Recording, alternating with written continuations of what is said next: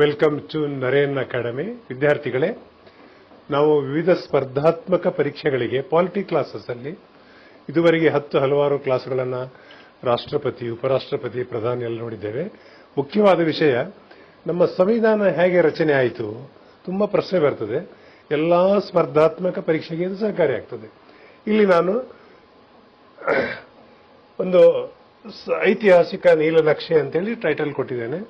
ಭಾರತದ ಸಂವಿಧಾನ ರಚನೆ ಹೇಗೆ ಆಯಿತು, ನಾವು ಒಂದೊಂದೇ ಪಾಯಿಂಟ್ ನೋಡ್ತಾ ಬಂದ್ರೆ ಖಂಡಿತ ನಮಗೆ ಅದು ವಿವಿಧ ಸ್ಪರ್ಧಾತ್ಮಕ ಪರೀಕ್ಷೆಯಲ್ಲಿ ಸಹಕಾರಿಯಾಗ್ತದೆ. ನೋಡುವಲ್ಲ, ನೋಡಿ, ನಮ್ಮ ದೇಶಕ್ಕೆ ಸ್ವತಂತ್ರ ಚಳವಳಿಯಲ್ಲಿ ಹಲವಾರು ಮಹನೀಯರು, ಬೇರೆ ಬೇರೆ ಪಕ್ಷಗಳು, INC ಇರ್ಬೋದು, ಕಮ್ಯುನಿಸ್ಟ್ ನೇತಾರಗಳಿರ್ಬೋದು, ಆಮೇಲೆ ಬೇರೆ ಬೇರೆ ಒಂದು ಸಂಘಟನೆಗಳಿರ್ಬೋದು, ಹಾಗೆ ನಮ್ಮ ಸುಭಾಷ್ ಚಂದ್ರ ಬೋಸ್ ಇರ್ಬೋದು, ತನ್ನದೇ ಆದ ಒಂದು ಸೈನ್ಯ ಕಟ್ಟಿ ಅವರ ಪ್ರಯತ್ನ, ಬೇರೆ ಬೇರೆ ರೀತಿಯಲ್ಲಿ ಪ್ರಯತ್ನ ಆಗ್ತಾ ಇತ್ತು ಅಂತ ಸ್ವತಂತ್ರ ಆಗಬೇಕು ಅಂತೇಳಿ. ಹಾಗೆ ದೊಡ್ಡ ಪಾತ್ರ ಗಾಂಧೀಜಿಯವರು ಈ ದೇಶದ ಸ್ವತಂತ್ರ ಚಳವಳಿಯಲ್ಲಿ ಭಾಗವಹಿಸಿದ ಮೇಲೆ ದೊಡ್ಡ ಮಟ್ಟದಲ್ಲಿ ಅದು ಬೆಳೀತಾ ಬಂತು. ಅಂತಿಮವಾಗಿ ಎಲ್ಲರೂ ಕಾರಣ, ಇಲ್ಲಿ ಸಾಮಾನ್ಯ ಜನತೆ ಕೂಡ ಬಹಳ ಮುಖ್ಯ ಕಾರಣ. ಯಾಕೆಂದ್ರೆ ಹಲವಾರು ಜನ ಅವರಿಗೆ ಸ್ವತಂತ್ರ ಅಂದ್ರೆ ಏನು, ಅದರ ಅಗತ್ಯತೆಯ ಮನಗಂಡ್ರು. ಸೊ ಹಾಗಾಗಿ ಅಂತಿಮವಾಗಿ ಬ್ರಿಟಿಷರು ಈ ದೇಶವನ್ನ ಬಿಟ್ಟು ಹೋಗೋದನ್ನು ನಿರ್ಧಾರ ಮಾಡಿದರು. ಆದರೆ ಹೋಗೋ ಮೊದಲು ನೋಡಿ, ಯಾಕೆ ಇಲ್ಲಿ ಸಂವಿಧಾನ ಅಗತ್ಯ ಇದೆ ಅಂದ್ರೆ, ಬ್ರಿಟಿಷರು ಈ ದೇಶದಲ್ಲಿ ಬರುವ ಮೊದಲು ನಮ್ಮ ದೇಶದಲ್ಲಿ, ವಿದ್ಯಾರ್ಥಿಗಳಿಗೆ ನೆನ್ಪಿಡಿ, ಬಹಳ ವಿಚಿತ್ರವಾದ ಒಂದು ವಿಷಯ ಅಂತ ಹೇಳಿದ್ರೆ 565 ರಾಜರಿದ್ರು. ಎಷ್ಟು ರಾಜರು? 565 ರಾಜರಿದ್ರು, ಸಣ್ಣ ಪುಟ್ಟ. ಈ ರಾಜರಲ್ಲೇ ಸಾಮ್ರಾಜ್ಯಶಾಹಿಗಳು ಬೆಳೀತಾ ಇದ್ರು. ಸಾಧಾರಣ ಒಂದು 15, 16, ಕೆಲವು ಸಲ ಇಡೀ ದೊಡ್ಡ ಸಾಮ್ರಾಜ್ಯ, ಈ ತರ ವೇರಿಯೇಷನ್ ಆಗ್ತಾ ಇತ್ತು ನಮ್ಮ ದೇಶದಲ್ಲಿ. ಹಾಗೆ ನೋಡಿದ್ರೆ ಬಹಳ ಒಂದು ಈ ರಾಜರನ್ನೆಲ್ಲ ಒಟ್ಟು ಮಾಡಿ ಸ್ವತಂತ್ರ ಕೊಡೋದಾದ್ರೆ ಯಾರಿಗೆ ಕೊಡೋದವರು? ಈ 565 ಯಾವ ರಾಜನಿಗೆ ಕೊಟ್ಟು ಹೋಗೋದು? ಕಷ್ಟ ಆಯ್ತಲ್ವಾ? ಹಾಗಾಗಿ ಈ ದೇಶವನ್ನು ಆಳುವಾಗ ಅವರು ನೆನ್ಪಿಟ್ಕೊಳ್ಳಿ, ಇಡೀ ದೇಶ ಅಂತ ಇಟ್ಕೊಳ್ಳಿ, ಈ ದೇಶದ 75% ಅವರು ಯುದ್ಧದಲ್ಲಿ ಗೆದ್ದಿದ್ರು. 75%. ಇನ್ನು 25%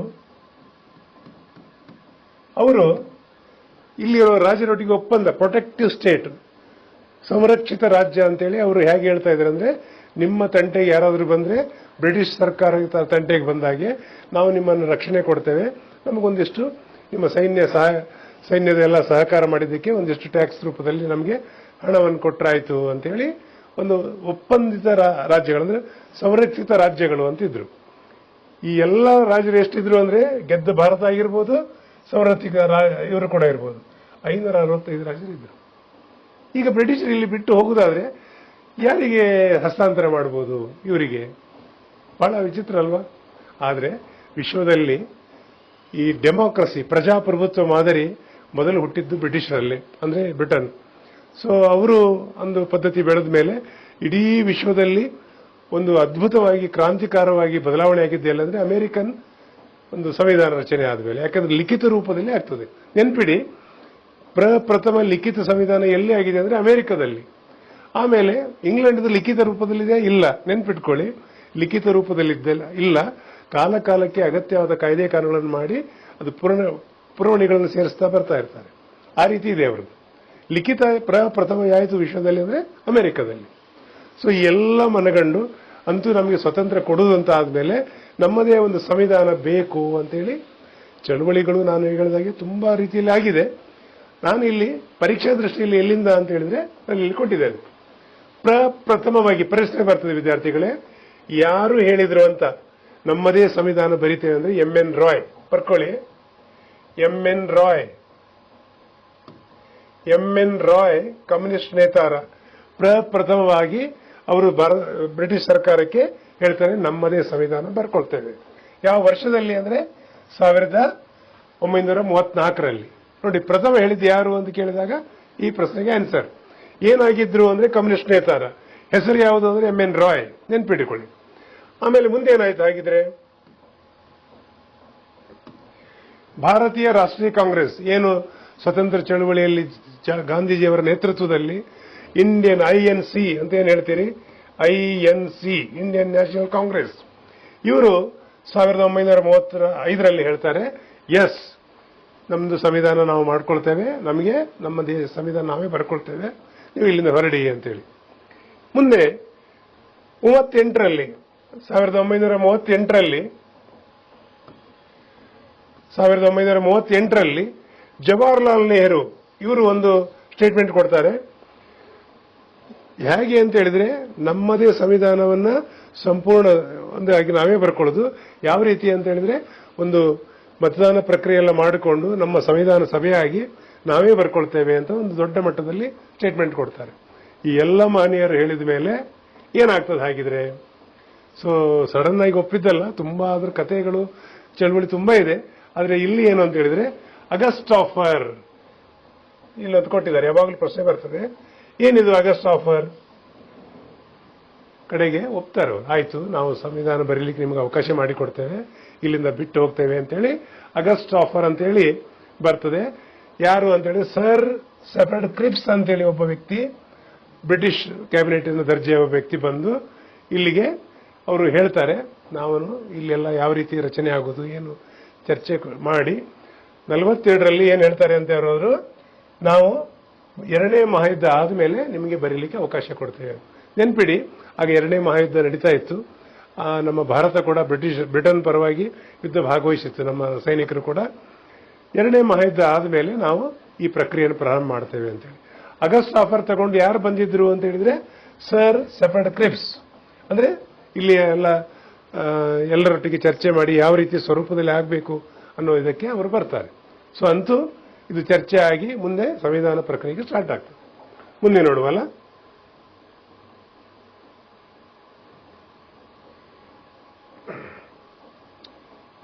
ಸೊ ಏನು ಸರ್ ಸೆಪರೇಟ್ ಕ್ರಿಪ್ಸ್ ಬಂದು ಅಲ್ಲಿ ಅವರೆಲ್ಲ ಚರ್ಚೆ ವಿಮರ್ಶೆ ಮಾಡಿಕೊಂಡು ಆಗಸ್ಟ್ ಆಫರ್ ಅಂದ್ರೆ ಆ ಆಗಸ್ಟ್ ತಿಂಗಳಲ್ಲಿ ಬಂದು ಸುಮಾರು 4 ತಿಂಗಳು ಅವರು ಇದ್ದು ಏನು ಚರ್ಚೆ ವಿಮರ್ಶೆ ಮಾಡಿ ಹೋಗುವಾಗ ಹೇಳಿ ಹೋದ್ರು, ಆಯ್ತು ಎರಡನೇ ಮಹಾಯುದ್ಧ ಆದ್ಮೇಲೆ ನಾವು ಅದು ಪ್ರಕ್ರಿಯೆ ಪ್ರಾರಂಭಿಸಿದ್ವಿ. ಅದರ ಅನ್ವಯ ಎರಡನೇ ಮಹಾಯುದ್ಧ ಮುಗೀತದೆ ವಿದ್ಯಾರ್ಥಿಗಳೇ. ಅದರಲ್ಲಿ ಒಂದು ಬ್ಲೂ ಪ್ರಿಂಟ್ ತಗೊಂಡು ಬರ್ತಾರೆ. ಯಾರು? Cabinet mission. ಅಂದ್ರೆ ಸಂವಿಧಾನ ಹೇಗೆ ರಚನೆ ಆಗಬೇಕು, ಅದರ ರೂಪುರೇಷೆಗಳೇನಿರಬೇಕು ಅಂತ ಚರ್ಚೆ ಮಾಡಲಿಕ್ಕೆ ಮತ್ತೆ ಅದರ ರೂಪುರೇಷೆಗಳನ್ನು ಸಿದ್ಧಪಡಿಸಲಿಕ್ಕೆ ಯಾರು ಬರ್ತಾರೆ ಅಂದ್ರೆ 3 ಜನ ಬರ್ತಾರೆ. ಲಾರ್ಡ್ ಪೆಥಿಕ್ ಲಾರೆನ್ಸ್, ಇದು ಪ್ರಶ್ನೆ ಬರ್ತದೆ. ಆಮೇಲೆ ಸರ್ ಸೆಫರ್ಡ್ ಕ್ರಿಪ್ಸ್ ಮೊದಲು ಬಂದಿದ್ದಾರಲ್ಲ ಅವರೇ, ಎವಿ ಅಲೆಕ್ಸಾಂಡರ್. ಇವ್ರ ಕೆಲಸ ಏನು ಅಂದ್ರೆ, ಇಲ್ಲಿ ಯಾವ ರೀತಿ ಪ್ರಕ್ರಿಯೆ ಪ್ರಾರಂಭ ಆಗಬೇಕು ಸಂವಿಧಾನ ಬರೀಲಿಕ್ಕೆ ಅದನ್ನೆಲ್ಲ ದಾರಿ ತೋರಿಸಿಕೊಟ್ಟು ಹೋಗ್ಲಿಕ್ಕೆ ಬರೋರು ಈ ಮಾಹಿತಿಯನ್ನು. ಸೊ ನವೆಂಬರ್ ತಿಂಗಳಲ್ಲಿ ಕ್ಯಾಬಿನೆಟ್ ಮಿಷನ್ ಯೋಜನೆ ಮೂಲಕ ಇವರು 3 ಜನ ಬರ್ತಾರೆ. ಆ ಸಮಯದಲ್ಲಿ ಯಾರು ಪ್ರಧಾನಿ ಇದ್ರು ಬ್ರಿಟನ್ ನಲ್ಲಿ ಅಂದ್ರೆ ಕೆಮೆಂಟ್ ಅಟ್ಲಿ. ಇದು ಕೂಡ ಒಂದು ಪ್ರಶ್ನೆ ಬರ್ತದೆ, ನೆನ್ಪಿಟ್ಕೊಳ್ಳಿ. ಸೊ ಎರಡನೇ ಮಹಾಯುದ್ಧ ಆದ್ಮೇಲೆ ಬ್ರಿಟನ್ನ ಪ್ರಧಾನಿ ಯಾರಾಗಿದ್ರು ಅಂತ ಹೇಳಿದ್ರೆ ಕೆಮೆಂಟ್ ಅಟ್ಲಿ. ಅವರು ಈ 3 ಜನರನ್ನು ಕಳಿಸ್ತಾರೆ. ಯಾವ ಉದ್ದೇಶಕ್ಕೆ? ಸಂವಿಧಾನ ರಚನಾ ವಿಧಿವಿಧಾನಗಳು ಹೇಗಿರಬೇಕು, ಯಾವ ರೀತಿ ಪ್ರಕ್ರಿಯೆ ಪ್ರಾರಂಭ ಆಗಬೇಕು ಅನ್ನೋ ಅನ್ವಯ. ಯಾಕಂದ್ರೆ ಒಂದು ದಾರಿ ಹೇಳಿಕೊಡ್ಬೇಕಲ್ಲ. ಹೊಸದಾಗಿ ಇಡೀ ಜಗತ್ತಿನಲ್ಲಾಗಿದೆ, ನಮ್ಮಲ್ಲಿ ಪ್ರಥಮ ಬರೆಯುವುದು. ಯಾಕಂದ್ರೆ ನಾನು ಮೊದಲು ಹೇಳಿದಾಗೆ 565 ರಾಜರು ಯಾರಿಗೆ ಕೊಟ್ಟು ಹೋಗುದು ಅವರು? It's A wonder. ಆ ದೃಷ್ಟಿಯಲ್ಲಿ ಓಕೆ, ಮುಂದೆ ಏನಾಯ್ತು ಆಗಿದ್ರೆ ನೋಡುವಲ್ಲ. ನೋಡಿ, ಒಂದು ಚುನಾವಣೆ ಪ್ರಕ್ರಿಯೆ ಕೂಡ ಆಗ್ತದೆ ಆ ಕಾಲದಲ್ಲಿ, ನೆನ್ಪಿಟ್ಕೊಳ್ಳಿ. ಈಗ ಸಂವಿಧಾನ ಸಭೆ ಬರೀಲಿಕ್ಕೆ ಒಂದು ಸಭಾ ಸದಸ್ಯರು ರೆಡಿ ಆಗಬೇಕು. ಏನ್ ಮಾಡಿದ್ರು? 46 ಜುಲೈ ಯಾವುದು 1946 ಜುಲೈಯಿಂದ ಆಗಸ್ಟ್ ವರೆಗೆ ಚುನಾವಣೆ ನಡೀತದೆ. ಚುನಾವಣೆ ಮುಖಾಂತರ ಸದಸ್ಯರು ಪ್ರತಿ 10 ಲಕ್ಷ ಜನಸಂಖ್ಯೆಗೆ ಒಂದು ಪ್ರತಿನಿಧಿ ಅನ್ವಯ ನಿರ್ಧಾರ ಮಾಡಿ ಚುನಾವಣೆ ನಡೀತದೆ. ಇದರಲ್ಲಿ ಚುನಾಯಿತ ಸದಸ್ಯರು ಎಷ್ಟು ಜನ ಇದ್ದಾರೆ ಅಂತ ಹೇಳಿದ್ರೆ 296 ಬ್ರಿಟಿಷ್ ಭಾರತಕ್ಕೆ ಮೀಸಲು. ನಾನು ಯಾಕೆ ಹೇಳಿದೆ? ನಾನು ಪ್ರಥಮದಲ್ಲಿ ಹೇಳಿದೆ, ಈ ಬ್ರಿಟಿಷರು ನಮ್ಮ ದೇಶವನ್ನು ಆಳುವಾಗ ನೋಡಿ, ನೆನ್ಪಿಟ್ಕೊಳ್ಳಿ, 75% ಅವರು ಬ್ರಿಟಿಷ್ ಭಾರತ ಯುದ್ಧದಲ್ಲಿ ಗೆದ್ದದ್ದು. ಇನ್ನು 25% ಯಾವುದು ಅಂತ ಹೇಳಿದ್ರೆ ಇಲ್ಲಿ ಕೊಟ್ಟಿದ್ದೇನೆ, ಪ್ರಿನ್ಸ್ಲಿ ಸ್ಟೇಟ್ ಅಂತ ಹೇಳಿ ದೇಶೀಯ ಸಂಸ್ಥಾನಗಳು. ಇವರೊಟ್ಟಿಗೆ ಒಪ್ಪಂದ ಮಾಡಿಕೊಂಡು ಆಡಳಿತ ಮಾಡ್ತಾ ಇದ್ರು. ಇಲ್ಲಿ ಏನಾಗ್ತದೆ, ಅಲ್ಲಿಂದ ಚುನಾವಣೆ ಆಗುದಿಲ್ಲ, ನಾಮಕರಣವಾಗಿ 93 ಸದಸ್ಯರು ಬರ್ತಾರೆ. ಈ ಎರಡೂ ಸೇರಿದಾಗ ಎಷ್ಟಾಯ್ತು? 389. ಇವ್ರ ಕೆಲಸ ಏನು? ನಮ್ಮ ಬ್ರಿಟಿಷರು ಇಲ್ಲಿಂದ ಹೋದ ಮೇಲೆ ನಮ್ಮ ದೇಶವನ್ನ ಆಡಳಿತಾತ್ಮಕ ಮುನ್ನಡೆಸುವುದು ಮತ್ತೆ ಸಂವಿಧಾನ ಬರೆಯುವುದು ಎರಡು ಕೆಲಸ ಇವರಿಗೆ ಕಾಲಕ್ಕೆ.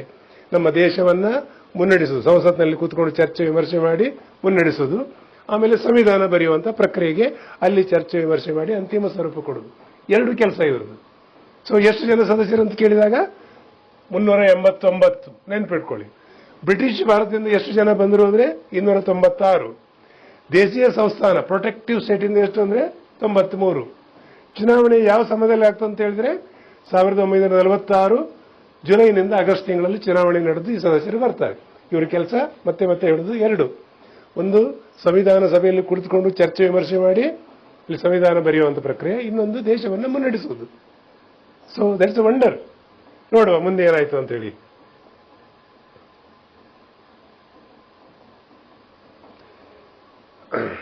ಇಲ್ಲಿ ಇನ್ನೊಂದಿಷ್ಟು ನಾನು ನೆನ್ಕೊಟ್ಟಿದೆ ಅಂದ್ರೆ ಪ್ರಾತಿನಿಧ್ಯ ಮಾಪನ ಜನಸಂಖ್ಯೆ ಆಧಾರಿತವಾಗಿತ್ತು. ನಾನು ಪ್ರಥಮದಲ್ಲಿ ಹೇಳಿದ್ದೇನೆ ಜನಸಂಖ್ಯೆ ಆಧಾರಿತ ಹೇಗೆ ಮಾಡಿದ್ರು ಅಂತ ಹೇಳಿದ್ರೆ ಅಲ್ಲಿ ಪ್ರತಿ 10 ಲಕ್ಷ ಅಂದಾಜು ಮೇಲೆ 10 ಲಕ್ಷ ಜನಸಂಖ್ಯೆಗೆ ಒಂದು ಪ್ರತಿನಿಧಿಯನ್ನು ಹಾಗೆ ಮಾಡಿದ್ದಾರೆ. ಅದು ಒಂದು ಪಾಯಿಂಟ್ ಅಷ್ಟೇ. ಮುಂದೆ ನೋಡುವ. ಇಲ್ಲಿ ಮತ್ತೆ ನಾನು ಬೈಫರ್ಕೇಶನ್ ಕೊಟ್ಟಿದ್ದೇನೆ. ಅದು 296 ಬ್ರಿಟಿಷ್ ಭಾರತದಿಂದ, 296 ದೇಶೀಯ ಸಂಸ್ಥಾನ 93. ಆಲ್ರೆಡಿ ಹೇಳಿದ್ದೇನೆ ಅಲ್ಲಿ ನಾಮಕರಣವಾಗಿ ಬರು ದೇಶೀಯ ಸಂಸ್ಥಾನದ ರಾಜರು ಅಲ್ಲಿ ಚುನಾವಣೆ ಆಗುವುದಿಲ್ಲ, ತಮ್ಮ ಪ್ರತಿನಿಧಿಗಳನ್ನು ಕಳಿಸ್ತಾರೆ. ಇನ್ನು ಬ್ರಿಟಿಷ್ ಭಾರತದಲ್ಲಿ ಚುನಾವಣೆಯಾಗಿ 296 ಜನ ಸದಸ್ಯರು ಬರ್ತಾರೆ. ನೆನ್ಪಿಟ್ಕೊಳ್ಳಿ. ನೆಕ್ಸ್ಟ್, ಇಲ್ಲಿ ನಾನು ಆಗ ಹೇಳಿದೆ ನಮ್ಮ ದೇಶದಲ್ಲಿ 565 ರಾಜರಿದ್ರು ಅಂತ ಹೇಳಿದ್ರೆ ಇಲ್ಲಿ ಸಂಖ್ಯೆ ಕೊಟ್ಟಿದ್ದೇನೆ ನೋಡಿ. ನಮ್ಮ ಬ್ರಿಟಿಷರು ನಮ್ಮ ದೇಶವನ್ನ ಆಳುವಾಗ 3 ಅವರ ಪ್ರಾಂತ್ಯ ಇತ್ತು. ಒಂದು ಬಂಗಾಳದಲ್ಲಿ ಕಲ್ಕತ್ತಾ ಹೆಡ್ ಆಫೀಸ್ ಅವರದ್ದು ಅಲ್ವಾ, ಓಕೆ.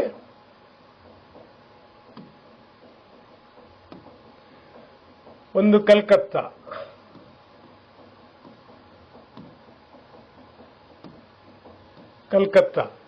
ಇನ್ನೊಂದು ಮದ್ರಾಸ್, ಆಮೇಲೆ ಬಾಂಬೆ. ಇದು ಬ್ರಿಟಿಷ್ ಭಾರತ ಅಂದ್ರೆ ಬ್ರಿಟಿಷರು ಏನು ಗೆದ್ದು ತಮ್ಮ ಸಂಸ್ಥಾನಗಳು ಇವರ ಅಂಡರಲ್ಲಿದ್ರು. ಇನ್ನು ರಾಜರೊಟ್ಟಿಗೆ ಒಪ್ಪಂದ ಮಾಡಿದವರು ಎಷ್ಟು ಜನ ಇದ್ರು? ಸೊ ಈ ರೀತಿ ಎಷ್ಟು ಜನ ರಾಜರಿದ್ರು?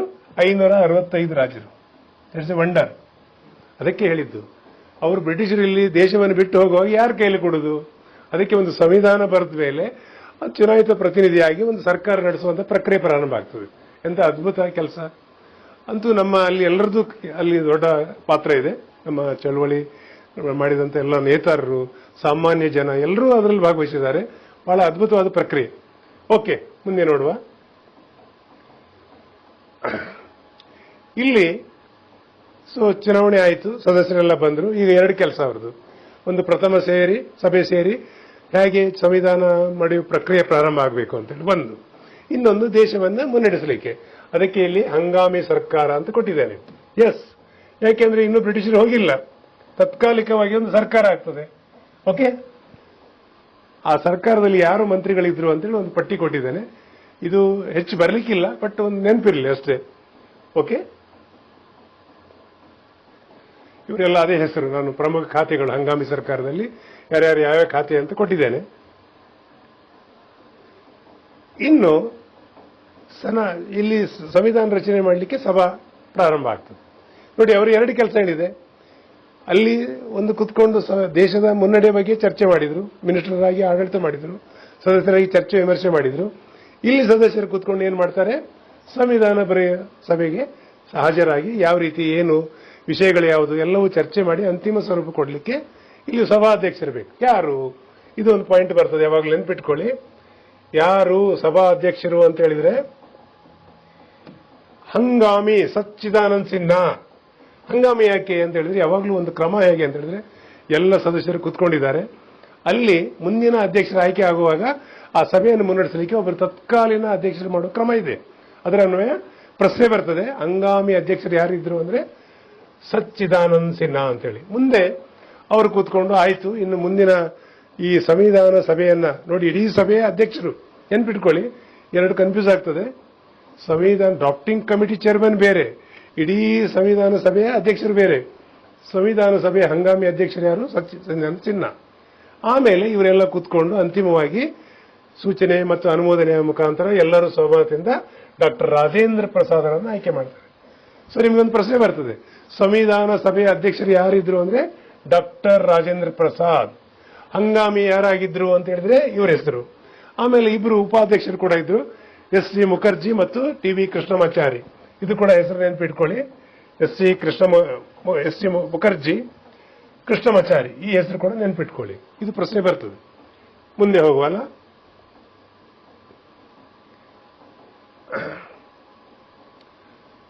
ಸೊ ಇಲ್ಲಿ ಬಹಳ ಇಂಪಾರ್ಟೆಂಟ್ ಆಗಿ ಡಿಸೆಂಬರ್ 13, 1946 ನಮ್ಮ ದೇಶದ ಪ್ರಥಮ ಪ್ರಧಾನಿ ನೆಹರು ಅವರು ಅಂದ್ರೆ ಆ ಸಭೆ, ಸಂವಿಧಾನ ಸಭೆಯಲ್ಲಿ ಅವರು ಉದ್ದೇಶವನ್ನು ಮಂಡಿಸ್ತಾರೆ. ಇಲ್ಲಿ ಪ್ರಸ್ತಾವನೆ ಇಡುವಂಥದ್ದು ಏನು ಅಂತ ಹೇಳಿದ್ರೆ, ಇನ್ಮೇಲೆ ಯಾವ ಸ್ವತಂತ್ರ ಸಾರ್ವಭೌಮ ಗಣರಾಜ್ಯವಾಗಿ ನಾವು ರೂಪುಕೊಳ್ಳಿಕ್ಕೆ ಹೊರಟಿದ್ದೇವೆ ಅಂತ. ಅಂದ್ರೆ ಸಂವಿಧಾನ ರಚನೆ ಆದ್ಮೇಲೆ ಯಾವ ರೀತಿ ರಾಜ್ಯ ಆಗ್ತದೆ ನಮ್ಮದು ಅಂದ್ರೆ ಸರ್ವತಂತ್ರ ಸಾರ್ವಭೌಮ ಗಣರಾಜ್ಯವಾಗಿ ನಾವು ರೂಪುಗೊಳ್ತೇವೆ. ಆ ರೀತಿ ಸಂವಿಧಾನವನ್ನು ನಾವು ಬರೀಲಿಕ್ಕೆ ಹೊರಟಿದ್ದೇವೆ, ಪ್ರಸ್ತಾವನೆಯನ್ನು ಮಂಡಿಸ್ತಾರೆ. ಪ್ರಶ್ನೆ ಬರ್ಬೋದು, ಡೇಟು ಮತ್ತೆ ಯಾರು ಮಂಡಿಸಿದ್ರು, ನೆಹರು ಅವರು. ಯಾವ ರೀತಿ ರಾಜ್ಯ ಅಂತ ಹೇಳಿದ್ರೆ ಸ್ವತಂತ್ರ ಸಾರ್ವಭೌಮ ಗಣರಾಜ್ಯವಾಗಿ. ಇದು ಒಂದು ನೋಡಿ. ಆಮೇಲೆ ಇದು ನೋಡಿ ಸಂವಿಧಾನದ ಪ್ರತಿ ಎಷ್ಟೊಂದು ಚಂದ ಮಾಡಿ ಆರ್ಟ್ ಎಲ್ಲ ಬರೆದಿದ್ದಾರೆ. ಅದ್ರ ಹೆಸರು ಕೂಡ ಪ್ರಶ್ನೆಯಲ್ಲಿ ಬರ್ತದೆ, ಮುಂದೆ ಹೇಳಲಿಕ್ಕಿದ್ದೇನೆ. ಅದ್ಭುತವಾದ ಒಂದು ಸಂವಿಧಾನ ರಚನೆ ಪ್ರಾರಂಭ ಆಗ್ತದೆ. ಸೊ ಮುಂದೆ ನೋಡುವಲ್ಲ. ಸಂವಿಧಾನ ಶಿಲ್ಪಿಗಳು ಅಂದ್ರೆ ಸಮಿತಿಗಳನ್ನು ಮಾಡ್ತಾರೆ. ಯಾಕೆ ನೋಡಿ, ಇಲ್ಲಿ ಪ್ರಮುಖ ಸಮಿತಿಗಳು ಎಷ್ಟಿದು ಅಂತ ಹೇಳಿದ್ರೆ 8 ಪ್ರಮುಖ ಸಮಿತಿಗಳು 8, ಸಣ್ಣ ಸಮಿತಿಗಳು 13, ಉಪ ಸಮಿತಿಗಳು 5. ಏನಿದು ಕೆಲಸ ಅಂದ್ರೆ, ಉದಾಹರಣೆಗಾಗಿ ನಿಮ್ಗೆ ಹೇಳುವುದಾದ್ರೆ, ಈಗ ಯಾರು ಸಂವಿಧಾನ ರಚನೆ ಮಾಡಬೇಕು, ಡ್ರಾಫ್ಟಿಂಗ್ ಕಮಿಟಿ ಯಾರು ನಿರ್ಣಯ ಮಾಡಿದ್ರು. ಹಾಗೆ ನಮ್ಮ ದೇಶದ ಧ್ವಜ ಹೇಗಿರಬೇಕು, ಅದರ ಆಕಾರ, ಬಣ್ಣ, ಅಂತಿಮವಾಗಿ ಯಾವುದನ್ನು ಆಯ್ಕೆ ಮಾಡಬೇಕು, ಧ್ವಜ ಸಮಿತಿ ಅಂತಿದೆ. ಹೀಗೆ ಸಮಿತಿಗಳನ್ನು ನಿಮ್ಗೆ ಸಿಂಪಲ್ ಆಗಿ ಹೇಳುವುದಾದ್ರೆ, ನಾವೊಂದು ಉತ್ಸವ, ಗಣೇಶೋತ್ಸವ ಆಚರಿಸುವಾಗ ಆ ಸಮಿತಿಯ ಅಧ್ಯಕ್ಷರೊಬ್ಬರು ಇರ್ತಾರೆ. ಆಮೇಲೆ ಒಬ್ಬರು ಸಾಂಸ್ಕೃತಿಕ ಸಮಿತಿ ಇರ್ತದೆ, ಅವ್ರ ಕೆಲಸ ಅವ್ರದ್ದು ನೋಡ್ಕೊಳ್ಳೋದು. ಇನ್ನು ಬಂದ ಸ್ವಾಗತ ಸಮಿತಿ ಅಂತ, ಬಂದವರಿಗೆ ಸ್ವಾಗತ ಮಾಡಿ ಅವರಿಗೆಲ್ಲ ಉಪಚಾರ ಮಾಡುವಂತ ಕೆಲಸ. ಹೀಗೆ ಬೇರೆ ಬೇರೆ ಹಂಚುತ್ತಾರಲ್ಲ, ಅದೇ ರೀತಿ ಬೇರೆ ಬೇರೆ ಕೆಲಸ ಕಾರ್ಯಗಳನ್ನು ಹಂಚಿ ಇಲ್ಲಿ ಮಾಡಿದ್ದಾರೆ. ಮುಖ್ಯವಾಗಿ ಬೇಕಾಗಿದ್ದು ಡ್ರಾಫ್ಟಿಂಗ್ ಕಮಿಟಿದು ಚೇರ್ಮನ್ ಯಾರಿದ್ರು, ಡಾಕ್ಟರ್ ಬಿ ಆರ್ ಅಂಬೇಡ್ಕರ್. ಅದು ಓದ್ಲಿಕ್ಕಿದ್ದೇವೆ. ಉಪ ಸಮಿತಿಗಳು ಈ ರೀತಿ ರಚನೆ ಮಾಡಿದರು. ಇದು ಕೂಡ ಒಂದು ನೆನಪಿರಲಿ. ಪ್ರಮುಖ 8, ಸಣ್ಣ ಸಮಿತಿಗಳು 13, ಉಪ ಸಮಿತಿಗಳು 5. ಇದು ಕೂಡ ಒಂದು ಪ್ರಶ್ನೆ ಬರ್ಬೋದು. ಈಗ ಈ ಪ್ರಕ್ರಿಯೆ ಪ್ರಾರಂಭ ಆಯಿತು. ಓಕೆ, ಸಂವಿಧಾನ ಬರೋ ಪ್ರಕ್ರಿಯೆ ಆಯಿತು. 46ರಲ್ಲಿ ಪ್ರಾರಂಭ ಆಯಿತು. ಈಗ ಬ್ರಿಟಿಷರು ಆಯಿತು, ನಿಮ್ದೆಲ್ಲ ಪ್ರಕ್ರಿಯೆ ಪ್ರಾರಂಭ ಆಯಿತು, ಚುನಾಯಿತ ಸದಸ್ಯರಿದ್ದೀರಿ, ಒಂದ್ ಕಡೆ ಸಂವಿಧಾನ ಬರಿತಾ ಇದ್ದೀರಿ, ಇನ್ನೊಂದು ಕಡೆ ದೇಶದ ಚುಕ್ಕಾಣಿ ಹಿಡಿಲಿಕ್ಕೆ ಹಂಗಾಮಿ ಸರ್ಕಾರ ಇದೆ, ನಾವು ಹೋಗ್ತೇವೆ, ನಿಮ್ಮ ಪ್ರಧಾನಿ ಆಯ್ಕೆ ಮಾಡಿಕೊಂಡು ಇನ್ನು ಆಡಳಿತ ಮಾಡಿ ಅಂತ ಟಾಟಾ ಮಾಡಿ ಹೊರಟುಬಿಟ್ರು. ಯಾರು? ಬ್ರಿಟಿಷರು. ಹಾಗಾಗಿ 47ಕ್ಕೆ ಸ್ವತಂತ್ರ ಕೊಟ್ಟ ನಂತರ ಪ್ರಥಮ ಪ್ರಧಾನಿ ಯಾರಾದ್ರು ಅಂತ ಹೇಳಿದ್ರೆ ಜವಾಹರ್ಲಾಲ್ ನೆಹರು 47ರಲ್ಲಿ. ಇದು ಬಹಳ ಇಂಪಾರ್ಟೆಂಟ್. ನೋಡಿ ಎಷ್ಟೊಂದು ಶಿಸ್ತುಬದ್ಧವಾಗಿ ಒನ್ ಬೈ ಒನ್ ಕೆಲಸಗಳನ್ನು ಮಾಡಿ ಅವ್ರು ಹೊರಟು ಹೋದ್ರು. ಸೊ ಇಲ್ದಿದ್ರೆ ಬಹಳ ಕಷ್ಟ ಆಯ್ತು. ಯಾಕೆ? 565 ರಾಜರು ನಾವೇ ಹೊಡ್ಕೊಳ್ತಾ ಇತ್ತೇನೋ ಗೊತ್ತಿಲ್ಲ ಏನಾಗ್ತಿತ್ತು ಅಂತೇಳಿ. ನೀವೇನಾದ್ರೂ ಮಾಡಿ ನಾವು ಹೋಗ್ತೇವೆ ಅಂತ ಹೇಳಿದ್ರೆ ಇಟ್ಸ್ ಎ ವಂಡರ್. ಸೊ ಈ ರೀತಿ ಒಂದು ಪ್ರಕ್ರಿಯೆ ಪ್ರಾರಂಭವಾಗಿ ಸೊ ಪ್ರಥಮ ಪ್ರಧಾನಿ ಯಾರಾದರೂ 47ರಲ್ಲಿ ಅಂತ ಹೇಳಿದ್ರೆ ಜವಾಹರ್ಲಾಲ್ ನೆಹರು. ಅದು ತಮಗೆಲ್ಲ ಗೊತ್ತಿದೆ. ಮುಂದೆ ನೋಡುವಲ್ಲ. ಇದು ಬಹಳ ಇಂಪಾರ್ಟೆಂಟ್. ಈ ಕಡೆ ನಾನು ಹೇಳಿದಾಗೆ ಸ್ವತಂತ್ರ ಭಾರತ ಆಯಿತು, ಆಡಳಿತ ನಡೀತಾ ಇದೆ ನಮ್ಮ ದೇಶದ್ದು. ಈ ಕಡೆ ಇನ್ನೊಂದು ಕಡೆ ಸಭೆ ಕೂತ್ಕೊಂಡು ಕಾಲಕ್ಕೆ ಸಭೆ ಮಾಡಲಿ, ಏನು ಮಾಡಬೇಕು, ಸಂವಿಧಾನ ಬರೀಬೇಕು. ಇದರ ಚೇರ್ಮನ್ ಯಾರು? ಬಹಳ important, doctor B R Ambedkar. ಸಂವಿಧಾನ ಕರಡು ಸಮಿತಿಯ ಅಧ್ಯಕ್ಷರು ಯಾರು ಅಂದ್ರೆ ಬಿ ಆರ್ ಅಂಬೇಡ್ಕರ್. ಆಮೇಲೆ ಯಾರೆಲ್ಲ ಸದಸ್ಯರಿದ್ರು? ಗೋಪಾಲಕೃಷ್ಣ ಅಯ್ಯಂಗಾರ್, ನೆನ್ಪಿಟ್ಕೊಳ್ಳಿ, ಅಲ್ಲಾಡಿ ಕೃಷ್ಣಸ್ವಾಮಿ ಅಯ್ಯರ್, ಟಿ ಕೃಷ್ಣಮಾಚಾರಿ. ಅವ್ರು ನಿಧನರಾದರೆ ಖೈತಾನ್ ಬರ್ತಾರೆ, ಅದು ಕೂಡ ಒಂದು ನೆನ್ಪಿಟ್ಕೊಳ್ಳಿ. ಸೈಯದ್ ಮೊಹಮ್ಮದ್ ಸದಲ್ಲಾ ಅವರೊಬ್ಬರಿದ್ರು. ಕೆ ಎಂ ಮುನ್ಸಿ ಅಂತಿದ್ರು. ಆಮೇಲೆ ಮಾಧವ್ ರಾವ್, ಅವರ ಬದಲಿಗೆ ಮತ್ತೆ ಮಿತ್ತರ್ ಅಂತ ಬರ್ತಾರೆ. ಇದು ಕೂಡ ಒಂದು, ಈ ಎಲ್ಲ ಇದನ್ನ ನಡೀರಿ, ಇದನ್ನ ನೆನ್ಪಿಟ್ಕೊಳ್ಳಿ. ಸದಸ್ಯರು ಯಾರೆಲ್ಲ ಇದ್ರು? ಗೋಪಾಲ್ ಕೃಷ್ಣಸ್ವಾಮಿ ಅಯ್ಯಂಗಾರ್, ಅಲ್ಲಾಡಿ ಕೃಷ್ಣಸ್ವಾಮಿ. ಆಮೇಲೆ ಅಧ್ಯಕ್ಷರು ಯಾರಿದ್ರು? ಡ್ರಾಫ್ಟಿಂಗ್ ಕಮಿಟಿ, ಸಂವಿಧಾನ ಕರಡು ಸಮಿತಿಯ ಅಧ್ಯಕ್ಷರು ಯಾರು ಅಂತ ಪ್ರಶ್ನೆ ಬಂದ್ರೆ ಡಾಕ್ಟರ್ ಬಿ ಆರ್ ಅಂಬೇಡ್ಕರ್. ನೆನ್ಪಿಟ್ಕೊಳ್ಳಿ, ಸ್ಕ್ರೀನ್ ಶಾಟ್ ತಗೊಳ್ಳಿ, ಖಂಡಿತ ನಿಮಗೆ ಸಹಕಾರಿಯಾಗ್ತದೆ. ಮುಂದೆ ಸೊ ಸಂವಿಧಾನ ಸಭೆಯ ಅಧ್ಯಕ್ಷರು ಕಾಲಕ್ಕೆ ಅಲ್ಲಿ ಸದಸ್ಯರಿಗೆ ಏನೆಲ್ಲ ಚರ್ಚೆ ವಿಮರ್ಶೆ ಆಯಿತು ಅದನ್ನೊಂದು ಅಥೆಂಟಿಕೇಟೆಡ್ ಆಗಿ ಒಂದು ಕಾನೂನುಬದ್ಧವಾಗಿ ಒಂದು ವ್ಯಾಖ್ಯಾನ ರೂಪದಲ್ಲಿ ಬರೆಯುವುದಿದೆಯಲ್ಲ ಬಹಳ ಕಷ್ಟ. ಆ ಕೆಲಸವನ್ನು ಅವರು ಮಾಡಿದ್ರು. ಹಾಗಿದ್ರೆ ಸಂವಿಧಾನ ಬರೀಲಿಕ್ಕೆ ಎಷ್ಟು ಸಮಯ ತಗೊಂಡು ಅಂತ ಹೇಳಿದ್ರೆ ನೋಡಿ, ಇಲ್ಲಿ ಪಾಯಿಂಟ್ ಕೊಟ್ಟಿದ್ದೇನೆ, ನೆನ್ಪಿಟ್ಕೊಳ್ಳಿ. 2 ವರ್ಷ 11 ತಿಂಗಳು 18 ದಿನ, ನಿಯರ್ ಅಬೌಟ್ 3 years ಸಂವಿಧಾನವನ್ನು ಬರೀಲಿಕ್ಕೆ ತಗೊಂಡಂತ ಸಮಯ ಎಷ್ಟು? 2 ವರ್ಷ 11 ತಿಂಗಳು 18 ದಿವಸ. ಅಧಿವೇಶನಗಳು ಅಂದ್ರೆ ಒಂದು ಸಭೆ ಎಲ್ಲಿಂದ ಎಲ್ಲಿಗೆ ನಿರ್ಧಾರ ಆಗಿ ಅಧಿವೇಶನ ಇರ್ತಲ್ಲ, ಅಧಿವೇಶನಗಳು ಎಷ್ಟು? 11. ಅದು ಕೊಡೋದು ಕೇಳ್ತಾರೆ. ಒಟ್ಟು ಅದರ ಚರ್ಚೆ ದಿನಗಳು ಎಷ್ಟಾಯ್ತು? 114 ದಿನ. ಎಷ್ಟು ಖರ್ಚಾಗಿದೆ ಅದಕ್ಕೆ ಅಂದ್ರೆ 64 ಲಕ್ಷ ರೂಪಾಯಿ. ನೆನ್ಪಿಟ್ಕೊಳ್ಳಿ, ಆಗಿನ ಕಾಲದ 64 ಲಕ್ಷ. ಸೊ ಇಲ್ಲಿ ಈ ಎಲ್ಲ ಪಾಯಿಂಟ್ಗಳು ಬಹಳ ಪರೀಕ್ಷೆಯಲ್ಲಿ ಬರ್ತದೆ.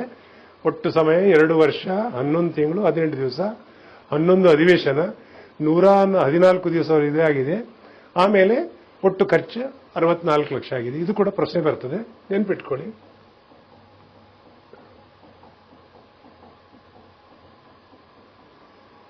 ಇನ್ನು ಸಂವಿಧಾನ ಅಂಗೀಕಾರ ಯಾವಾಗಾಯಿತು ಅಂತೇಳಿ ಯಾವಾಗಲೂ ಪ್ರಶ್ನೆ ಬರ್ತದೆ.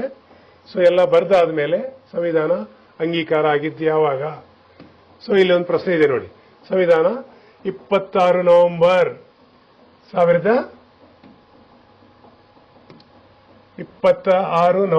1949. ನೆನ್ಪಿಟ್ಕೊಳ್ಳಿ. ಸೊ ಡಾಕ್ಟರ್ BR ಅಂಬೇಡ್ಕರ್ ಅವರು ಸಂವಿಧಾನ ಸಭೆಯಲ್ಲಿ ಕರಡನ್ನು ಮಂಡಿಸಿ ಪ್ರಮುಖ ಪಾತ್ರ ವಹಿಸಿದರು. ಎಸ್, ಅವರು ಬರೆದಿದ್ದಾರೆ, ಮಂಡಿಸಿದ್ರು. ಇಡೀ ಸಂವಿಧಾನ ಅಂಗೀಕರಿಸಿದ ನಂತರ ಪ್ರಸ್ತಾವನೆಯನ್ನು ಸೇರಿಸಲಾಯಿತು. ಸಂವಿಧಾನ ಪೂರ್ತಿ ಬರೆದ ಮೇಲೆ ಪ್ರಸ್ತಾವನೆ. ನಾವು ಈಗ ಪ್ರಸ್ತಾವನೆ ಓದ್ತೇವಲ್ವಾ, ಭಾರತ ಯಾವ ರೀತಿ ಇದೆ ಅಂದ್ರೆ ಸರ್ವತಂತ್ರ, ಸ್ವತಂತ್ರ, ಜನರಿಂದ ಜನರಿಗಾಗಿ, ಜನರ ಸರ್ಕಾರ ಅಂತ ಪ್ರಸ್ತಾವನೆ ಓದ್ತೇವಲ್ಲ, ಅದು ಇಡೀ ಸಂವಿಧಾನ ಬರೆದ ಮೇಲೆ ಸೇರಿಸಿದ್ದಾರೆ. ಎಷ್ಟು ಆರ್ಟಿಕಲ್ ಇತ್ತು? ವಿಧಿ ಆರ್ಟಿಕಲ್ ನಾನು ಪ್ರತಿ ಸಭೆಯಲ್ಲಿ ಹೇಳ್ತಾ ಇದ್ದೇನೆ. ಸೊ ವಿದ್ಯಾರ್ಥಿಗಳಿಗೆ ನೆನ್ಪಿಟ್ಕೊಳ್ಳಿ, ವಿಧಿ ಅಂತ ಹೇಳಿದ್ರು ಒಂದೇ, ಆರ್ಟಿಕಲ್ ಅಂತ ಹೇಳಿದ್ರು ಒಂದೇ,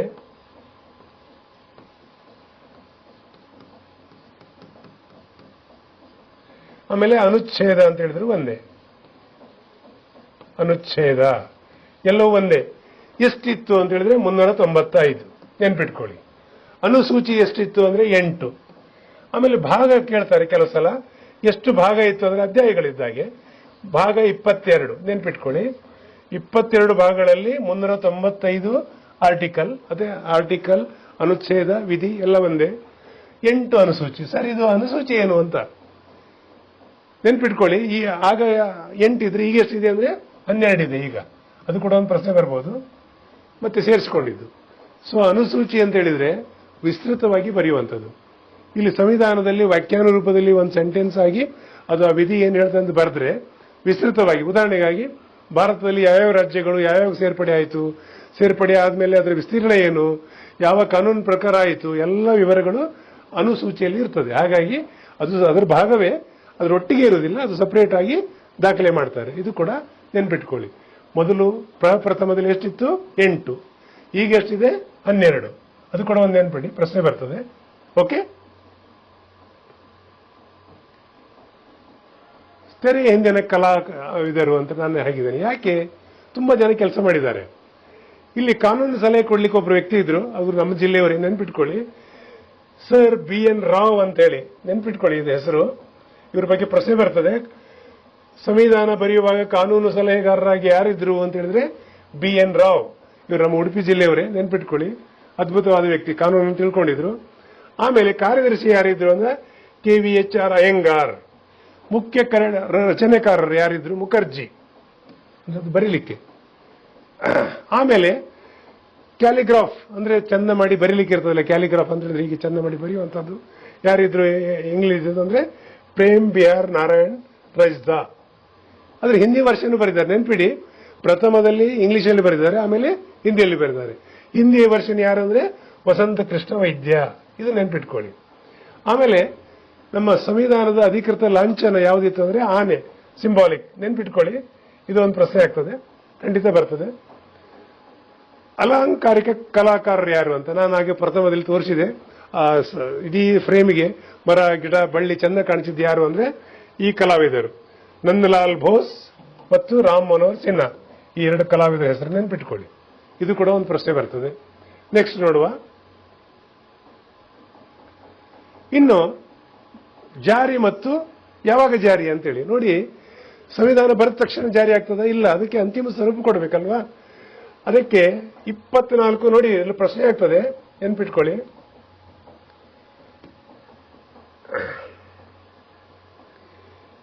ಇಲ್ಲಿ 24 ಜನವರಿ 1900ಕ್ಕೆ ರಾಷ್ಟ್ರಗೀತೆಯನ್ನ ಸ್ವೀಕಾರ ಮಾಡಿದ್ರು. ಅಂದ್ರೆ ನಮ್ದು ಅನುಷ್ಠಾನ ಮಾಡೋಕ್ಕಿಂತ ಮೊದಲು 4 ದಿವಸ ಮುಂಚೆನೇ ಇಲ್ಲಿ 24 ಜನವರಿಗೆ ರಾಷ್ಟ್ರಗೀತೆ ಈಗೇನು ನಾವು ಹೇಳ್ತೇವೆ ಅದನ್ನ ಅಂಗೀಕಾರ ಮಾಡಿದ್ರು. ಇದೊಂದು ಡೇಟ್ ನೆನ್ಪಿಡಿ. ಆಮೇಲೆ ಅಧಿಕೃತವಾಗಿ 26 ಜನವರಿ 1950 ಇಂದಿನಿಂದ ಜಾರಿ. ಸೊ ನಮ್ಮ ಸಂವಿಧಾನ ಜಾರಿ ಆಯಿತು. ಆಮೇಲೆ ಇದಾದ ಮೇಲೆ ಪ್ರಥಮ ಚುನಾವಣೆ ಯಾವಾಗಾಯಿತು? 1951, 52. ಯಾಕೆ ಹಾಗೆ ಅಂತ ಹೇಳಿದ್ರೆ 51ನೇ ಸಾಲಿನ ಕೊನೆಗೆ ಡಿಸೆಂಬರ್ ಅಲ್ಲಿ ಹತ್ರ ಸ್ಟಾರ್ಟ್ ಆಗಿ ಮುಂದಿನ 3-4 ತಿಂಗಳಾಗೋದ್ರಿಂದ ಯಾವಾಗಲೂ 51, 52 ಬರಿಬೇಕು ನೀವು, ನೆನ್ಪಿಟ್ಕೊಳ್ಳಿ. ಈ ಹೊಸ ಚುನಾವಣೆ ನಂತರ ಈಗಿನವರೆಗೂ ಚುನಾವಣೆಯಾಗಿ ಈ ಸರ್ಕಾರಗಳು ನಡೀತಾನೇ ಇದೆ. ಮತ್ತೆ ಜಗತ್ತಿನಲ್ಲಿ ಅದ್ಭುತವಾದ ಒಂದು ಪ್ರಜಾಪ್ರಭುತ್ವವಾಗಿ ನಮ್ಮ ದೇಶ ಹೊರಹೊಮ್ಮಿದೆ, ಬೆಳೀತದೆ. ಖಂಡಿತ ಅದು ಬಹಳ ದೊಡ್ಡ ಮಟ್ಟದಲ್ಲಿ ಇಡೀ ವಿಶ್ವದಲ್ಲೇ ಒಂದು ದೊಡ್ಡ ಪ್ರಜಾಪ್ರಭುತ್ವವಾಗಿ ಹೆಮ್ಮರವಾಗಿ ಬೆಳೆದಿದೆ, ಬೆಳೀತಾನೇ ಇದೆ. ಖಂಡಿತ ವಿಶ್ವದಲ್ಲಿ ಒಂದು ಅದ್ಭುತವಾದ ವ್ಯವಸ್ಥೆ ಇದೆ ನಮ್ಮಲ್ಲಿ. ಇಷ್ಟನ್ನು ಹೇಳ್ತಾ ವಿದ್ಯಾರ್ಥಿಗಳೇ, ಇದು ಕಾನೂನಿನ ಪುಸ್ತಕವಲ್ಲ, ಸ್ವತಂತ್ರ ಭವಿಷ್ಯದ ಅಡಿಪಾಯ ಅಂತ ಹೇಳ್ತಾರೆ. ನಿಜವಾಗ್ಲೂ ಇದರ ಬೇಸ್ನಲ್ಲೇ ನಾವು ಇಡೀ ದೇಶವನ್ನು ಕಟ್ಟಿಕೊಳ್ತಾ ಇದ್ದೇವೆ. ಸೊ ಈ ವಿಷಯಗಳೆಲ್ಲ ನಿಮಗೆ ಪ್ರಶ್ನೆಯಲ್ಲಿ ಬರ್ತದೆ ವಿದ್ಯಾರ್ಥಿಗಳೇ. 1951 ಏನು ಪ್ರಥಮ ಚುನಾವಣೆ ಆಯಿತು ಅಂತ ಹೇಳಿದೆ. ಆಮೇಲೆ ಅನುಷ್ಠಾನ ಇಲ್ಲಿಗೆ 26 ಅಂತ ನಾನೇನು ಹೇಳಿದೆ, ಜನವರಿ 26, 1951. ಹಾಗಿದ್ರೆ 3 ವರ್ಷ ಸಂವಿಧಾನ ಬರೆಯುವವರಿಗೆ ಯಾವ ಆಧಾರದಲ್ಲಿ ಆಡಳಿತ ಮಾಡಿದ್ರು ಪ್ರಶ್ನೆ ಬರ್ತದೆ. ನೆನ್ಪಿಟ್ಕೊಳ್ಳಿ, ಬ್ರಿಟಿಷರು ಈ ದೇಶವನ್ನ ಬಿಟ್ಟು ಹೋಗುವಾಗ ಸಾಕಷ್ಟು ಕಾಯ್ದೆ ಕಾನೂನುಗಳನ್ನು ಮಾಡಿದ್ರಲ್ವಾ. 1900 ನೆನ್ಪಿಟ್ಕೊಳ್ಳಿ, ಇದು ಪ್ರಶ್ನೆ, ಇದು ಬರ್ದೇ ಬರ್ತದೆ. 1935 ಇಂಡಿಯಾ ಆಕ್ಟ್ ಅನ್ವಯ, ಬ್ರಿಟಿಷ್ ಕಾನೂನಿನ ಅನ್ವಯ ಆಡಳಿತ ಮಾಡಲಾಯಿತು. ಇನ್ನು ಬ್ರಿಟಿಷರದ್ದು ಹೋಗಿ ಸ್ವತಂತ್ರ ಭಾರತದ್ದು ಜಾರಿ ಆಗ್ತದೆ. ಯಾವಾಗ? ಜನವರಿ 26, 1900. ಅದರ ಬೇಸ್ನಲ್ಲಿ ಚುನಾವಣೆಯಾಗಿ ಅಂದಿನಿಂದ ಇಲ್ಲಿವರೆಗೆ ನಮ್ಮ ದೇಶ ಮುನ್ನಡೀತಾ ಇದೆ. ನೆನ್ಪಿಟ್ಕೊಳ್ಳಿ, ಅದು ಒಂದು ಪ್ರಶ್ನೆ. ಇಷ್ಟನ್ನು ಹೇಳ್ತಾ, ಸೊ ನಮ್ಮ ಸಂಸ್ಥೆ ಯಾವ ರೀತಿ ತರಬೇತಿ ಕೊಡ್ಲಿಕ್ಕೆ ಬಯಸ್ತದೆ ಅಂತೇಳಿ ಮುಂದಿನ ಇದರಲ್ಲಿ ಕೆಲವು ಮಾತುಗಳು ಹೇಳಲಿಕ್ಕಿದ್ದೇನೆ, ನೋಡಿ ಮತ್ತೆ ಜಾಯ್ನ್ ಆಗಿ. ವಿದ್ಯಾರ್ಥಿಗಳೇ, ನಮ್ಮ ಕನ್ನಡ ನಾಡಿನ ಎಲ್ಲ ವಿದ್ಯಾರ್ಥಿಗಳು ವಿವಿಧ ಸ್ಪರ್ಧಾತ್ಮಕ ಪರೀಕ್ಷೆ, ಕೇಂದ್ರ ಮತ್ತು ರಾಜ್ಯ ಸರ್ಕಾರದ ಪರೀಕ್ಷೆಗಳನ್ನು ಬರೆದು ಉನ್ನತ ಹುದ್ದೆ ಪಡಿಬೇಕು ಅಂತ ನಮ್ಮ ನರೇನ್ ಅಕಾಡೆಮಿ ಆಶಯ. ನಮ್ಮ ಸೋಷಿಯಲ್ ಎಂಟರ್ಪ್ರೈಸಸ್, ನಮ್ಮ ಬ್ರಹ್ಮಾವರದ ಎಲ್ಲ ನಾಗರಿಕರು ಸೇರಿ ಸಂಘಟನೆ ಮಾಡಿದ ಸಂಸ್ಥೆ ಯಾವ ರೀತಿ ತರಬೇತಿ ಕೊಡ್ತದೆ, ಯಾವ ರೀತಿ ನಿಮಗೆ ಅವಕಾಶಗಳಿದೆ, ಅದು ಇವತ್ತು ಹೇಳಲಿಕ್ಕೆ ಬಯಸ್ತಾ ಇದ್ದೇನೆ. ನಿಮಗೆ 3 ಅವಕಾಶಗಳಿದೆ. ಒಂದೊಂದೇ ನೋಡಿದರೆ ಖಂಡಿತ ನಿಮಗೆ ಎಲ್ಲರಿಗೂ ಅದು ಸಹಕಾರ ಆಗ್ತದೆ, ಉಪಯೋಗ ಆಗ್ತದೆ ಅಂತ ನಾನು ಬಯಸ್ತೇನೆ. ನೋಡುವ ಒಂದೊಂದೇ ಆಗಿ. ಇಲ್ಲಿ ನಾನೊಂದು ಫೌಂಡೇಶನ್ ಕೋರ್ಸ್ ಅಂತೇಳಿ ಇದು ಕೊಟ್ಟಿದ್ದೇನೆ ಹೆಸರು. ಈ ಫೌಂಡೇಶನ್ ಕೋರ್ಸ್ನ ಉದ್ದೇಶ ಏನು ಅಂತ ಹೇಳಿದರೆ, ಎಲ್ಲ ಸ್ಪರ್ಧಾತ್ಮಕ ಪರೀಕ್ಷೆ, ಅದು ಕೇಂದ್ರದಿರಲಿ ರಾಜ್ಯದಿರಲಿ, ಎಲ್ಲ ಸ್ಪರ್ಧಾತ್ಮಕ ಪರೀಕ್ಷೆ, ಇಲ್ಲಿ ಪಟ್ಟಿ ಕೂಡ ಕೊಟ್ಟಿದ್ದೇನೆ. ಈ ಪಟ್ಟಿ ಅನ್ವಯ ಯಾವುದೇ ಸ್ಪರ್ಧಾತ್ಮಕ ಪರೀಕ್ಷೆಗೆ ನಿಮಗೆ ಬೇಕಾಗಿದ್ದು ಇತಿಹಾಸ, ಸಂವಿಧಾನ, ಜಿಯೋಗ್ರಫಿ, ಆಮೇಲೆ ಕರ್ನಾಟಕದಿದ್ದರೆ ಕನ್ನಡ ಭಾಷಾ ಜ್ಞಾನ ಮತ್ತು ಗಣಿತಶಾಸ್ತ್ರ, ತರ್ಕಶಾಸ್ತ್ರ ಇಷ್ಟೊಂದು ಇದ್ದರೆ ಯಾವುದೇ ಸ್ಪರ್ಧಾತ್ಮಕ ಪರೀಕ್ಷೆಗೆ ಒಂದು ಫೌಂಡೇಶನ್, ಹೇಗೆ ಒಂದು ಕಟ್ಟಡಕ್ಕೆ ಫೌಂಡೇಶನ್ ಅಗತ್ಯ ಇದೆ, ಅದೇ ರೀತಿ ಒಂದು ಪರೀಕ್ಷೆಗೂ ಕೂಡ ಬೇಸಿಕ್ ನಾಲೆಜ್ ಬೇಕಾಗ್ತದೆ. ನಾನು ಹೇಳಿದೆ ಎಲ್ಲ ವಿಷಯ ಅದು ಇದ್ದಾಗ ಮಾತ್ರ ನೀವು ಮತ್ತೆ ಯಾವ ಪರೀಕ್ಷೆಗೆ ಅಟೆಂಪ್ಟ್ ಆಗ್ತೀರಿ, ಅದರ ಹಿಂದಿನ ಪ್ರಶ್ನೆ ಪತ್ರಿಕೆ ತಗೊಂಡು ಪ್ರಾಕ್ಟೀಸ್ ಮಾಡಿದರೆ ನೀವು ಖಂಡಿತ ಪಾಸ್ ಆಗ್ತೀರಿ. ಈ ಫೌಂಡೇಶನ್ ಇಲ್ಲದೆ ಮನೆ ಕಟ್ಟಲಿಕ್ಕೆ ಹೇಗೆ ಸಾಧ್ಯ ಇಲ್ವೋ ಹಾಗೆ ನೀವು ಪಾಸ್ ಆಗಬೇಕಾದ್ರೆ ಈ ಎಲ್ಲ ವಿಡಿಯೋಗಳು ಏನು ಬೇಸಿಕ್ ನಾಲೆಜ್ ಇದೆ ಅದು ನೀವು ನೋಡಿದರೆ ಖಂಡಿತ ಪಾಸ್ ಆಗಲಿಕ್ಕೆ ಆಗ್ತದೆ ಈ ಎಲ್ಲ ಪರೀಕ್ಷೆಗೆ. ಹಾಗೆ ಅವಕಾಶ ಹೇಗಿದೆ ನೋಡುವಲ್ಲ. ನೋಡಿ, ಒಂದು ನಿಮಗೆ ಏನು ಅವಕಾಶ ಇದೆ ಅಂತ ಹೇಳಿದರೆ, ಯೂಟ್ಯೂಬ್ ಇವತ್ತು ಅದ್ಭುತವಾದ ಸಾಧನ.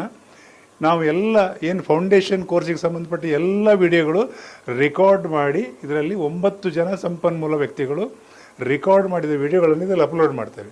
ಉಚಿತವಾಗಿ ಇದನ್ನು ನೋಡ್ಬೋದು, ಯಾವುದೇ ಫೀಸ್ ಇಲ್ಲ. ಸರ್ ಇದು ನನಗೆ ಯೂಟ್ಯೂಬ್ ಉಚಿತ ನೋಡಿದರೆ ಕರ್ಕರಿ ಆಗ್ತದೆ, ಒಂಥರ ಆ್ಯಡ್ ಎಲ್ಲ ಬಂದಾಗ ನನಗೆ ರಗಳೆ ಆದಾಗ ಆಗ್ತದೆ, ಬೇರೆ ಯಾವುದಾದ್ರು ಮೆಥಡ್ ಇದೆ ಅಂದರೆ ಅದಕ್ಕೂ ಒಂದು ಅವಕಾಶ ಇದೆ, ಅದನ್ನು ನೋಡುವ ಹಾಗಿದ್ರೆ. ಏನು ಅವಕಾಶ? ಇಲ್ಲಿ ನಾವು ನೋಡಿ, ಇಲ್ಲಿ ಹೈಬ್ರಿಡ್ ಕ್ಲಾಸಸ್ ಅಂತ ಕೊಟ್ಟಿದ್ದೇನೆ ನಿಮಗೆ. ಏನು ಹೈಬ್ರಿಡ್ ಕ್ಲಾಸಸ್ ಅಂತ ಹೇಳಿದರೆ, ರೆಕಾರ್ಡ್ ಮಾಡಿದ ವಿಡಿಯೋಗಳನ್ನು ನಾವು ನಮ್ಮ ಒಂದು ಸ್ವಂತ ಆ್ಯಪ್ ಇದೆ ನರೇನ್ ಅಕಾಡೆಮಿ, ಗೂಗಲ್ ಪ್ಲೇಸ್ಟೋರಿಗೆ ಹೋಗಿ ಆ್ಯಪ್ ಡೌನ್ಲೋಡ್ ಮಾಡಿಕೊಂಡ್ರೆ ಅಲ್ಲಿ ನಿಮಗೆ ನಾನು ಹೇಳಿದ ಎಲ್ಲ ವಿಡಿಯೋಗಳು ನಿಮಗೆ ಅಲ್ಲಿ ಲಭ್ಯ ಆಗ್ತದೆ. ಇದರ ವಿಶೇಷತೆ ಏನು ಅಂತ ಹೇಳಿದ್ರೆ, ಇನ್ನೊಂದು, ಇದು ಯಾವಾಗ ನೀವು ಡೌನ್ಲೋಡ್ ಮಾಡಿ ಪೇಮೆಂಟ್ ಮಾಡ್ತೀರಿ 1 ವರ್ಷದವರೆಗೆ ವಿಡಿಯೋ ಇರ್ತದೆ. ಎಷ್ಟು ವರ್ಷ? 1 ವರ್ಷ ಇದರ ಅವಧಿ. ಒಂದು ಪಾಯಿಂಟ್ ಆಯಿತು. ಇನ್ನೊಂದು, ನಾವು ಕಾಲಕ್ಕೆ ಟೆಸ್ಟ್ ಸಿರೀಸ್ ಮಾಡ್ತೇವೆ, ಅದು ನಿಮಗೆ ಲಭ್ಯ ಆಗ್ತದೆ.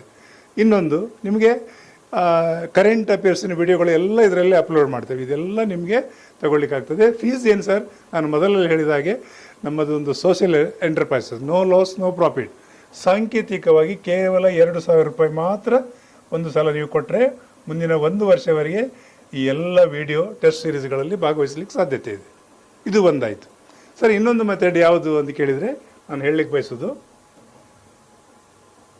ಆಫ್ಲೈನ್ ತರಬೇತಿ. ನೋಡಿ ವಿದ್ಯಾರ್ಥಿಗಳೇ, ಕೆಲವರಿಗೆ ಆ ವಿಡಿಯೋ ಮತ್ತೊಂದು ನೋಡಿ ರಗಳೆ ಆಗ್ತದೆ. ಸರ್ ನನಗೆ ಕ್ಲಾಸ್ ರೂಮಲ್ಲೇ ಕೂತ್ಕೊಂಡು ಕಲಿಬೇಕು ಅಂತಿದ್ರೆ, ಬ್ರಹ್ಮಾವರದ SMS ಕಾಲೇಜ್ ಇದೆ, ತಮಗೆಲ್ಲ ಗೊತ್ತಿದೆ, ಬಹಳ ಪ್ರಖ್ಯಾತವಾದದ್ದು.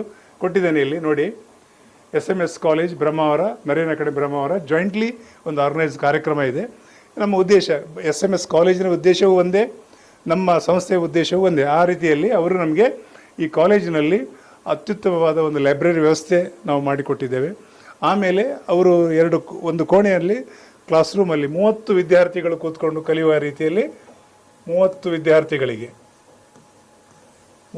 ವಿದ್ಯಾರ್ಥಿಗಳಿಗೆ ಅವಕಾಶ ಇರುವಂಥ ಒಂದು ಒಳ್ಳೆ ಶಿಸ್ತುಬದ್ಧವಾದ ಎಲ್ಲ ಆಧುನಿಕ ಸೌಲಭ್ಯದ ಕ್ಲಾಸ್ ರೂಮ್ ಇದೆ.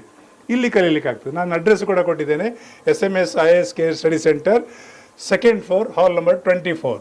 ಇಲ್ಲಿ ನೀವು ಅಲ್ಪಾವಧಿ ದೀರ್ಘಾವಧಿ ತರಬೇತಿಯನ್ನು ಕೊಡ್ತೇವೆ. ಅದು ಯಾವಾಗ ನೀವು ಆ ಕಾಲಕ್ಕೆ ನಮ್ಮ ಕಚೇರಿಗೆ ಬಂದರೆ, ಕಚೇರಿ ಅಡ್ರೆಸ್ ನಾನು ಈ ಹಿಂದೆ ಕೂಡ ಕೊಟ್ಟಿದ್ದೇನೆ, ನೋಡಿ ಇಲ್ಲಿದೆ, ನೋಡಿಬಿಡಿ, ಈ ಅಡ್ರೆಸ್ ಇದೆ, ಲಕ್ಷ್ಮೀ ಆರ್ಕೇಡಲ್ಲಿ ನಮ್ಮ ಆಫೀಸು.